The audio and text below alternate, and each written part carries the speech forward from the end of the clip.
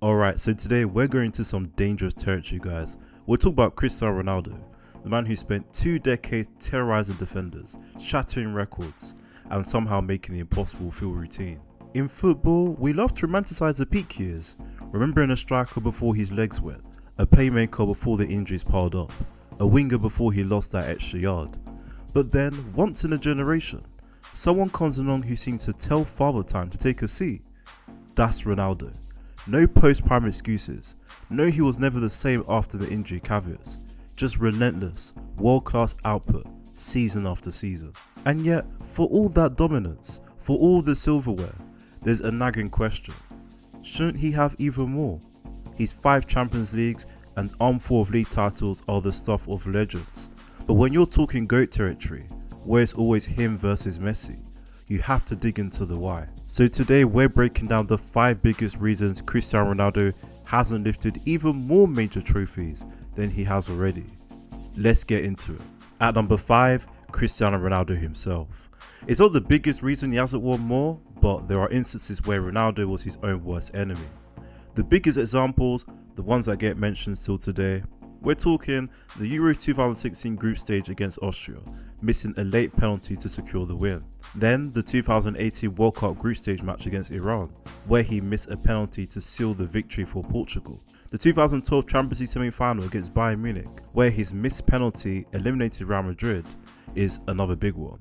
Over his La Liga years, he missed 9 penalties for Real Madrid, plus 4 more in Serie A for Juventus. And then Euro 2024, a particularly stark example, he failed to score a single goal in the group stage, and in the round of 16 against Slovenia, he missed multiple chances and had an extra time penalty saved by Jan Oblak. While he was often the team's top scorer, especially in 2021-22 for Manchester United, his presence sometimes hindered the team's overall attacking fluidity and pressing game.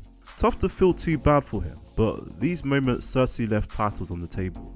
At number 4, caliber of teammates and transfer decisions. Ronaldo wasn't always surrounded by ready-made dynasties. At Sporting CP, he was a standout talent, but not carrying the side. At Manchester United from 2003 to 2006, he was refining his game amongst established stars like Ruud van Nistelrooy, Ryan Giggs and Paul Scholes. He wasn't yet the undisputed main man. Success was a collective effort. It wasn't until later at United, forming an attacking duo with Wayne Rooney, that the team system truly adapted to his strengths and he became the star in a world-class side. But the biggest sin, of course, was his transfer decisions that hindered his trophy count. Leaving Real Madrid in 2018 to join Juventus was a massive gamble, with the goal of winning the Champions League, a trophy they hadn't lifted since 1996. He won 2 Serie A titles, sure, but never advanced past the quarterfinals of the Champions League during his 3 seasons there. In stark contrast, Real Madrid went on to win the Champions League again in 2022 and 2024 after his departure. The transfer fee and his salary financially limited Juventus' ability to reinforce other areas of the squad, failing to build a Champions League winning team around him. Then his return to Manchester United in 2021. The team simply wasn't built to compete for major trophies. While he was the team's top scorer, again his presence and wage were seen as a hindrance to the team's ability to play a modern high-pressing style of football and invest in weaker areas. Managers found it difficult integrating Ronaldo into a cohesive system, sometimes compromising the team's defense to accommodate his individual brilliance. He made those choices and it's his fault. Tough to feel too bad for him.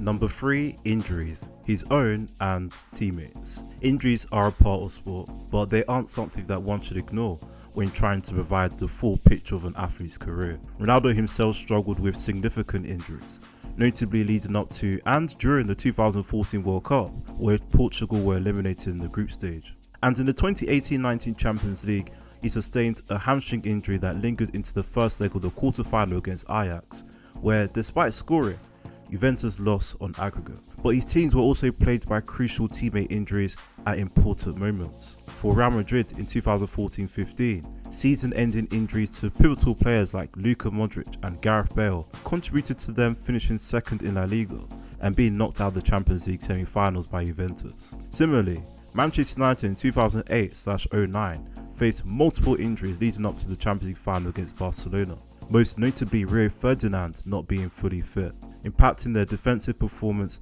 against a dominant Barcelona side. These things add up.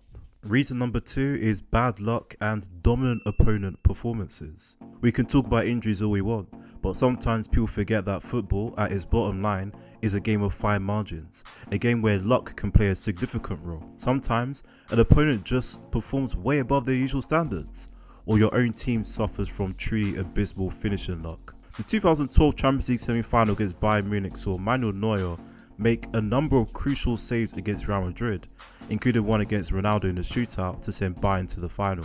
And finally, Portugal at Euros 2024 created numerous high quality chances but were extremely ineffective in finishing.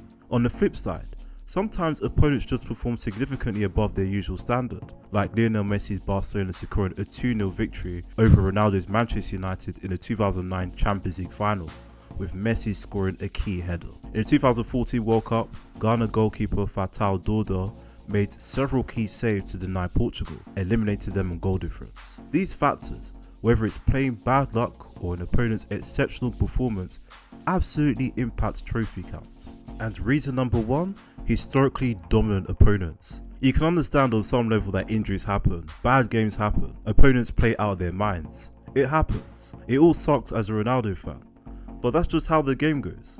However, what Ronaldo had to deal with is simply not supposed to happen. Imagine consistently facing the Barcelona and Messi dynasty from 2008 to 2012. This was the peak of Guardiola's Barcelona, a dynasty that often left Real Madrid chasing games, centered around Messi, Xavi, and Andres Iniesta's tiki-taka.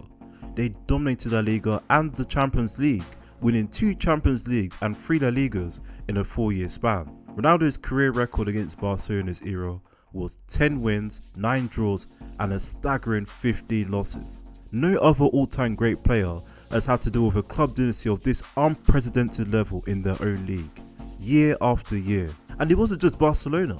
Atletico Madrid, especially from 2013-14 onwards, became a historically dominant defensive force under Simeone. With their well-disciplined, compact and aggressive defense anchored by Jan Oblak and Diego Godin, they consistently provided one of the most difficult challenges of Ronaldo's career, leading to losses and draws in important league matches, pushing Real Madrid to their absolute limit. And on the international stage, Spain from 2008 to 2012, arguably one of the greatest national teams of all time. They won 3 consecutive major tournaments: Euros 2008, 2010 World Cup, and Euros 2012. Built around the core of that dominant Barcelona team, Ronaldo's Portugal faced them in the Euros 2012 semi-finals and lost. And let's not forget Germany. Portugal faced them in the 2006 and 2008 Euros, and again in the 2012 Euros group stage. Then, in the 2014 World Cup, Ronaldo's Portugal suffered a 4-0 defeat to Germany in the opening group stage match, one of the more one-sided losses of his career due to Germany's deep squad and tactical superiority. This wasn't just tough competition. These were dynasties, generational teams that would have destroyed any all-time great. So there you have it, 5 big reasons why Ronaldo's trophy cabinet, while already absurd, isn't quite overflowing the way it could have been. Some of it was in his control, the missed penalties, the questionable transfer calls. Some of it was cruel, injuries, bad luck, and running to dominant teams. And some of it was Lionel Messi in Barcelona. But here's the thing, none of this takes away from Ronaldo's place in history. If anything, these obstacles makes his achievements even more impressive, not less. Because to win what he's won against the teams that he's faced, and to keep producing year after year without a drop off, that's ridiculous.